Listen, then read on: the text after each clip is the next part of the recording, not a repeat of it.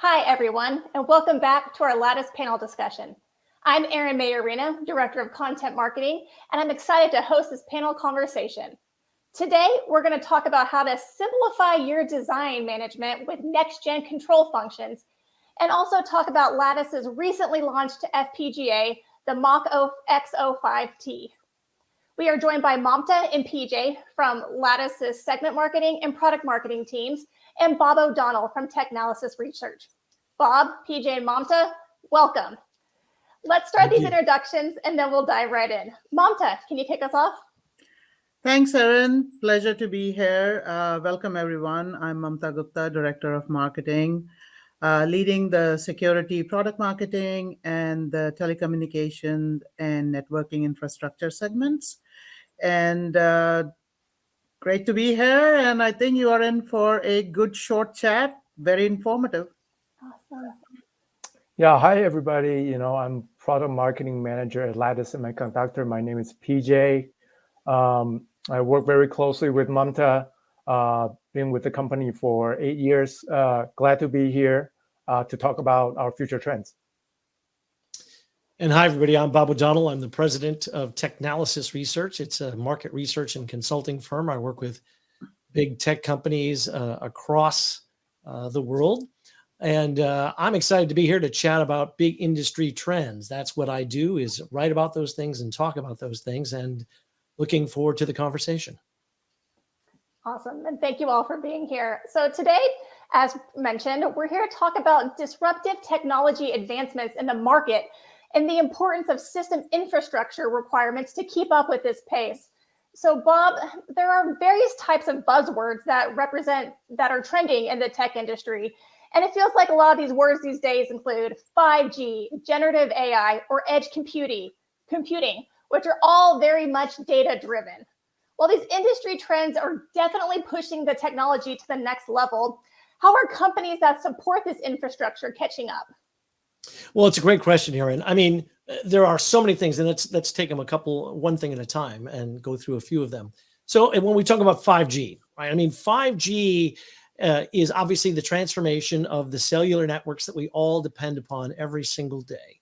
And we've seen this tremendous movement, not only here in the US, but around the world, as the big carriers, the telco companies, build out their networks. And there's a couple of interesting things happening with 5G, particularly around the use of additional radio frequency spectrum.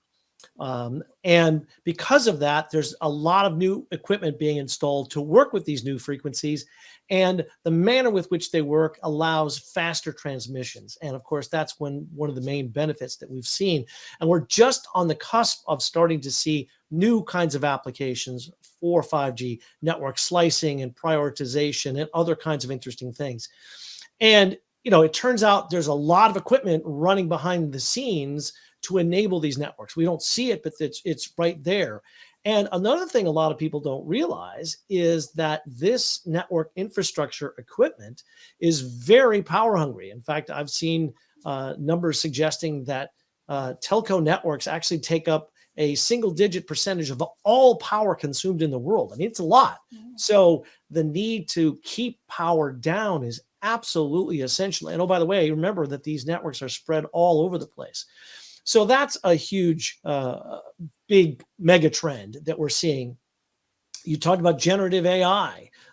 Generative AI, of course, the entire world is buzzing around ChatGPT and all the other generative AI, the new Bing search from Microsoft, what Google's doing. And again, here we have immense compute going on, which, by the way, also happens with 5G. I didn't mention that, but there's compute in addition to that radio frequency work. Huge amounts of compute going on to enable these incredible capabilities that we've seen with these generative AI tools. And again, one of the things that people are running into very quickly is, they're starting to talk about the cost per inquiry, essentially, into these generative AI systems. So because there's so much physical, electrical, and computing power required to enable that. So that's another issue. And then you also mentioned edge computing. And edge computing ties some of these things together, because what we see is that with 5G and, of course, with advanced Wi-Fi that we've seen, where there's more connectivity in more places. And that allows the ability to distribute the computing to more places. And so while we tend to have thought about centralized computing models for a long time, really what we're seeing is a more distributed computing model where you've got, in some cases, even compute in, the network edge of the cell tower. Not always the case, but there is some of that, but certainly distributed in a lot of places and then all interconnected. And so again, that's something that requires a lot of power, electrical and compute power. And that in turn, therefore, is very in need of control systems that can make sure that they're not soaking up too much power. And that's one of the many roles, of course, that Lattice does with its FPGA line. So as infrastructure catches up with these technological advancements, advancing control functions in these systems is going to be critical as well. So PJ, can you tell us about this control function, what it means in this context, and what role does the FPGA play? Yeah, certainly. When we talk about complex systems, as Bob just referred to, those are the system board and designs that we find in servers as well as infrastructure networks. People tend to think about the processor itself, its performance, the different workloads that it needs to work through. There's other components to that system board, which is all the peripherals and components around the processor that make sure the system is running efficiently, reliably, as well as securely, right? So this is what we mean by system control. And some of these control functions include, determining the power on sequence of the different components on this board, monitoring the temperature sensors, like Bob said. We need to be very low power. Thermal is very important. We need to keep the system running, as well as control the fan and all the cooling to ensure everything runs smoothly. Driving the status of LEDs. These are just some of the examples of the control functions of these systems. And where are we leading, right? With our Lattice FPGA, we have very long-standing leadership in providing this capability to our developers. And FPGA is really built for these type of functions. There are several things that's important here. For example, the first one is the ability to be programmable. That's the heart of the FPGA device, right? You get so many different types of systems on board in different types of workloads, working with different types of peripherals. You need a way to effectively customize the control work around these components. So FPGA is optimal there, right? There are also other things that's very important. You need instant on with embedded flash memory, because as a manager of the board, you need to be the first one that boots up and able to run everybody else, get everybody in place, as well as be the last device to turn off the system. And also with FPGAs, you get a large number of general purpose IOs, usually between 250 to 300, with the number of peripheral components increasing with board complexity. You need a lot of IOs to interface with these components. And lastly, but not least, is the ability to be secure. Device security with bitstream encryption, authentication for these devices is critical, so that we ensure no tampering of the control functions, that could disrupt the system at any time, right? So for Lattice, since we have a very long-standing control leadership in this area, you actually find all these important features in our MachXO5T NX family that we recently introduced. And in the future, we're looking at improving the security aspect of our control FPGAs to address the need for post-quantum cryptography. That's awesome. So in keeping in mind the role that FPGAs play in implementing these control functions, Bob, I'm going to throw it back to you real quick. What kind of applications are increasingly getting complex and require this advanced system control? Well, there's a number of different places, Aaron. So obviously the data center, and whether that be a cloud-based data center or an on-prem data center, as PJ was talking about, there's a lot of servers and other devices in all of those places, and those are being controlled via these FPGAs. Also networking, if it's internetworking between the servers, obviously that's one way of doing it. And then of course the connections to the outside world. That's another big area where we're seeing those types of things.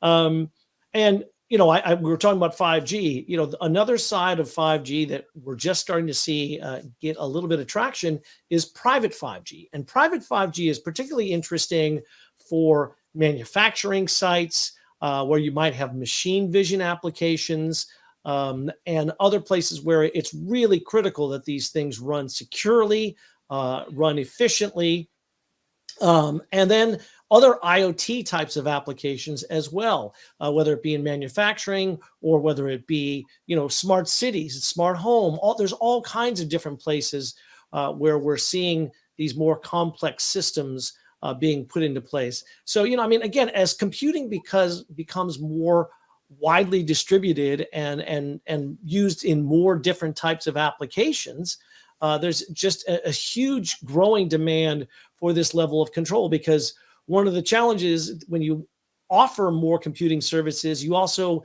increase, what the surface area of attack, as people like to call it, meaning there's more places where potentially bad actors can get in. And there's been some notorious examples in the past, unfortunately, of IoT security hacks where, you have some silly little device that happens to be sitting on the network, and it turned out that's how the hackers got in. The rest of everything was secure, but that part wasn't. So you have to think through all of these things and have control systems that are enabled on these networks, within enterprises, within telcos, within cloud data centers, and the interconnect between them. And, again, on IoT applications that might be in stoplights, for cities as they do smart city type of applications. And again, those are things that we've started to see. It's taken a little longer than some people hope for, but we are starting to see those kinds of applications. So there's just a huge number of different places where these kinds of control systems are really critical and play a perhaps hidden but absolutely essential role. Mamta, based off of what Bob just shared, what are the key features of advanced system control FPGAs that make them well suited for such use, like in network switch applications and 5G adoption in the communication segments? Yeah, so actually PJ and Bob both touched upon very key points. So I'm going to collect them and I'm going to drill down a little bit into, and focus that on the whole 5G revolution that's happening around us. So we see that 5G rollout is picking up pace, and keeping that in, we have to keep in mind 5G is a millimeter wave technology. What does that mean? That means it's a line of sight technology. That means if you have a physical barrier, a mountain or a building or something, it cannot go around it. So 5G requires densification. If you need to have network coverage, you need to have a lot of small cells repeating that and extending the coverage of network. So it is going to be fundamentally different than 4G. So the build out for 5G, yes, you will have the macro level build out, but then you will need to have these small cell build out that will also need to happen. And this will be like millions and tens of hundreds of millions of devices if we have to do rural coverage and all that. So keep that in mind. Then the second thing is private networks, as Bob said, because now 5G will enable very critical functionalities or critical applications like smart electric grid. That's of national importance. Or machine-to-machine communication. Your factories will be automated. So, or machine vision, as Bob mentioned. So for these critical applications, you need very low latency and very high bandwidth, and you need very reliable network reach. You can't be, suddenly I have 10,000 people around me and my network is like not available to me. So enterprises are going to go towards private networks. Again, in millions of private networks will be set up to fulfill these requirements. And all of these requirements need very good control. Once you have things proliferating into millions and you will have different operators working on them, maintaining them, you need very good control functions for interfacing, both data interfaces, signal processing, power management, board management. Everything will proliferate. Till now, we saw 3, 4, 5 big providers who were managing our whole telecom. But this thing is now going to get democratized. And ORAN, with the trend of ORAN, you will have a lot of players playing in this field. So devices like XO5D are taking this to the next level. They are opening up, communication channels with the CPUs. We have introduced a PCIe channel on our control devices. And then also, in any infrastructure, in any networking infrastructure, wireline or wireless, low power is becoming hugely important. And Bob really stressed it very well. I am coming across, board bomb, kind of assessments that if we can reduce power by 70%, which Nexus can do, and our Mark and this XO5T device is based off of Nexus platform, we can actually cut down BOM up to 10%, because they don't have to have so many fans and cooling devices to take that double-digit wattage of heat from another big FPGA sitting on the board. So we are a very cool FPGA, no pun intended, but it is really cool. So, and then the security aspect of it. So security is no longer optional. It is not being left to the communication providers. The US government, the EU, they're stepping in seriously with very hard requirements on hardware-based security for authentication, encryption. And there is no option but to comply, and they're putting very hard deadlines. Zero trust is a mandate all over, and if you have breaches, there are severe penalties that have been put into bills that are up for becoming law. So with devices, control devices cannot just remain control devices anymore. Control and security, as Lattice has recognized and has been serving this trend and leading this area of products, MachXO5 has a very capable crypto acceleration engine, which can do authentication and encryption. And one last thing is that there is post-quantum threat coming down the chute. And because communication infrastructure and our networking infrastructure is so critical to now national security, it is being deemed as a national critical function. There is a list of 55 functions that US government publishes. And wireless and wireline infrastructure is out of that critical. There are 3 supercritical, and it is one of them. So you have to have post-quantum resiliency in these functions, and XO5T family will have devices that will be crypto agile. As the post-quantum solutions come to market, our customers can actually, we will give the innovation, we will give the ability to implement those evolving crypto functions or crypto solutions, and we will be providing them in our FPGA. We have found a very innovative way to put forth these crypto functions hardened in our FPGAs. So we are looking very excitedly towards the demands this marketplace is putting on us, because we have such creative solutions to service it. And we can promise great things on XO5T. So look forward to it. That's fantastic. Yeah. And yeah, PJ, anything else you'd like to add about our new that we have? No, that's right. Thank you, Manta. I just wanted to add that Lattice Semiconductor, we have been the leading innovation in control FPGA for many years. So as you can tell from this discussion, control FPGAs are an important part of the growing server and communications network infrastructure. So with the introduction of the MachXO5T NX family, we continue to bring ease of use, reliability, as well as security to our developers. And as Mamta mentioned, the importance of security, we are addressing them on all these challenges through our next generation secure and control product using the crypto agility capability in our FPGAs. So really appreciate everyone here for sharing how advanced control FPGAs are helping solve those key challenges associated with growing system management design complexity that's out there. And at Lattice, we're all excited on how we're innovating the industry by simplifying this system design and control management.